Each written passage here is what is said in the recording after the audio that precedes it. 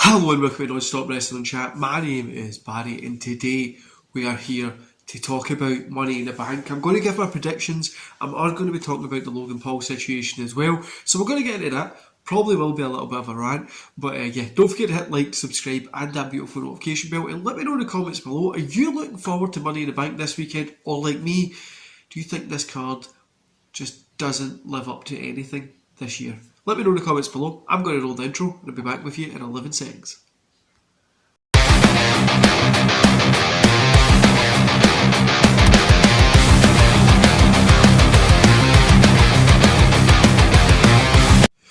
Okay guys, it's that time of year. Money in the Bank season has came and it's lacklustre as fuck. For me, this just doesn't seem like a great pay-per-view. Again, WWE this year have had really terrible on paper pay-per-views, but there's been one or two matches that have really stole the show and made it a good, enjoyable pay-per-view. I'm hoping we're going to get that here, but without the likes of like Orton, Cody Rhodes, stuff like that, we're going to be missing some of those big talents, especially like Roman Brock. They're already saving themselves for SummerSlam. So let's get into it, guys. Theory versus Lashley. My pick here would be Theory because WWE is pretty hot on him. I think they kind of want to get him over more and start that big push for him. I see this being Theory, but if Lashley wins, I hope he gets that big push into that main event picture as well, what he deserves. Usos versus the Street Profits. I would like to see the Profits get the win here, but I've seen this match far too many times over the years. I really wish we could get something different. We don't need to have the same people every single fucking pay-per-view, which is the problem with WWE. And especially coming after like a hot AEW pay-per-view just there, we had a really fantastic one match on Blood and Guts at AEW as well. And then we come to this and it just feels... Do you know what I mean? Like it just... So, Street Profits for Usos and Street Profits. Ronda Rousey versus Natalya. I don't give a shit about this. Ronda will get the win. It's just to kind of pick up a win and move on. I mean, this is just an embarrassment of a thing. There was that segment with the pram in the ring, which was just awkward. Then we got Belair versus Camilla. Belair's going to get the win here. I mean, they're not going to drop it to Camilla. They'll be saving it to whoever wins Money in the Bank or when Rhea Ripley comes back. But yeah, Belair for this one. I'm not interested in it either. Then we get the women's Moody? We get the women's Money in the Bank match. We've got Lacey Evans, Alexa Bliss, Liv Morgan, Raquel, Asuka, Blackheart is the cooler name than Shotzi, but Blackheart versus Becky Lynch as well. And see, at this point, I think Raquel or Liv Morgan's going to get the win. But knowing WWE, it'll probably be Becky Lynch, so we get more of the same. The next kind of pay-per-view that comes around, then we get the same the following pay-per-view, because that's what they're going to do. Here, I would give it to a Raquel or a Liv Morgan. Let them keep it for a little bit, cash it in on a random SmackDown or a random Raw, just to give a little bit of a pop, especially to the ratings on YouTube. And we'll be able to, I think that would be better, but it's WWE. I don't see anything special from this match. I really don't. There's nothing in here that's making me get excited for it. Now, will it be good? More than likely. Will it be a show stealer, go down in history as one of the greatest Money in the Banks ever? Probably no. Moving on to the men's one, we've got Seth Rollins and... Sorry about that, guys. Hay fever got the best of me. So we've got Seth Rollins, Drew McIntyre, Sheamus, Omos, Sami Zayn, Riddle, and a TBD because he's not been added yet. My pick for this is Riddle. I want Riddle to get a win. I want him to have that belt. And do you know, there's something that I would have done here is, see if Riddle does get the win right. We go into SummerSlam, we have Roman and Reigns doing first fall this belt, second fall this belt, whatever, and they beat shit out of each other.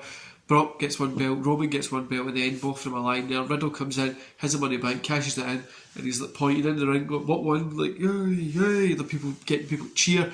Then he covers Reigns or Brock, whoever. I'd probably say Brock, so I would love to see that match. 1, 2, 3. Then they move on to the next pay-per-view for a match.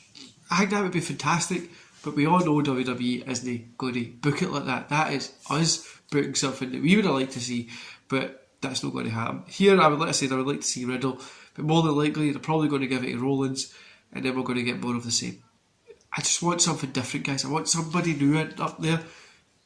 I get Rollins a fantastic wrestler, same as Becky Lynch. Two of them are great, cool. They are main event stars. Why can we not get somebody else in that main event picture for a couple of years? Let these guys move down. Like Rollins has kind of been down a lot, but gets Cody and stuff like that as well. He's been lowerish in the card, so I think that's a little bit better, but I don't know, guys. Going into this pay-per-view, I'm just not interested in it.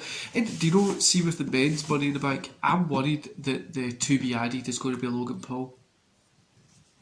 And I mean, if it is Logan Paul, there is going to be a huge rant on Sunday. After I watch the pay-per-view, there will be a fucking huge rant. And you know I love a rant. If it is Logan Paul and if he picks up the win, there is going to be a fucking rant and a half, honestly.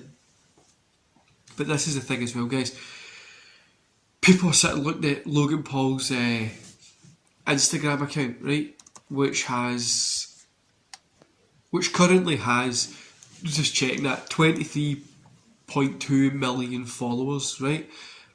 And then if you go to his Twitter, he's got 6.4 million followers. Now, just probably those 6.4 million are following on Instagram as well.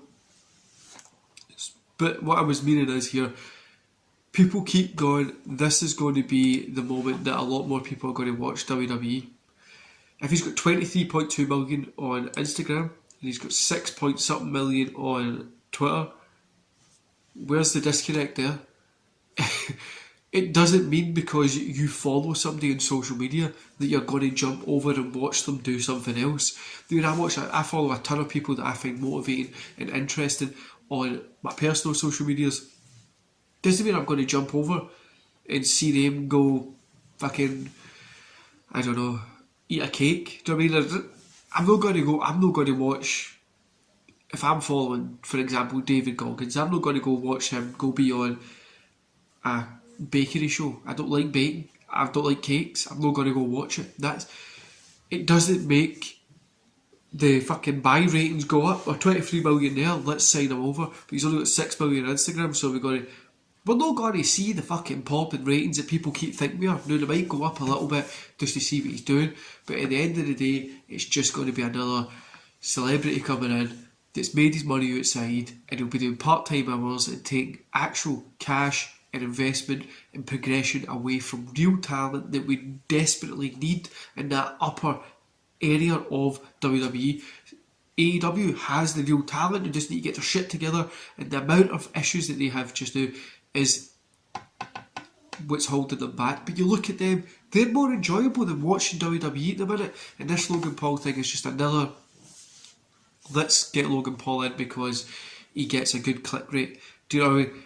Let's all be honest, guys, barely anybody's going to jump over to watch a random Raw, because if they do come over to watch Raw, they'll probably switch off before fucking Logan Paul even gets on it and just catch up on YouTube. This is coming from somebody who has spent the majority of their life in marketing and advertising.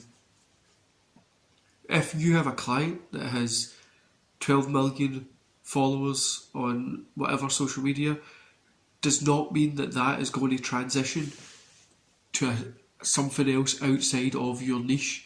I've had this conversation with about 50 fucking people over the years.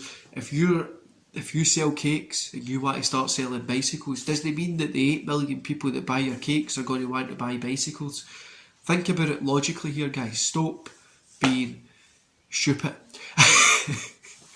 That's just from my Twitter rant that I opened up this morning after seeing SCW Steve posted that Logan Paul signed for WWE. Anyway, that's my predictions for this one, guys. I'm not excited for it, don't really give a shit about it.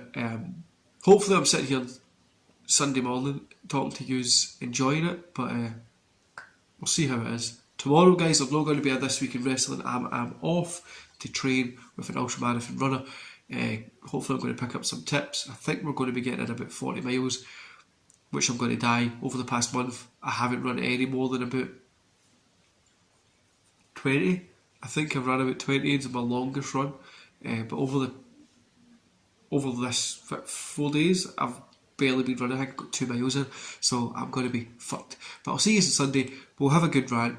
And yeah, don't forget to hit like, subscribe, and that beautiful notification bell. Share these videos far and wide. Let's get those subscribers growing. We're almost at 250. Let's get to 300. And yeah, I'll see you on Sunday for that Money in the Bank rant.